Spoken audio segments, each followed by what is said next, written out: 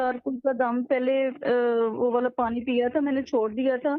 उससे ये सर का दर्द भी कम हुआ था और मेरे कंधों में बहुत ज़्यादा तकलीफ़ थी, बीमार हुई थी, तो वो भी कम हो गई थी। अब दोबारा वो शुरू हो गई है मेरे। किसने कहा था बंद करने को, मुझे ये बता दो फिर।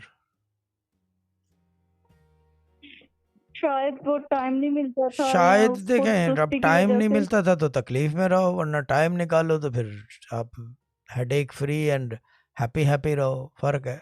अब तो खैर 3 दफ़ा कर दिया है, अब ये कि टाइम मिले या ना मिले। अब हम देखें, मसला ये है कि I can show you the path, walking is entirely up to you. ये मैट्रिक्स के अंदर मॉर्फियस जो है, नियो साहब को कहते हैं, मिस्टर एंडरसन को।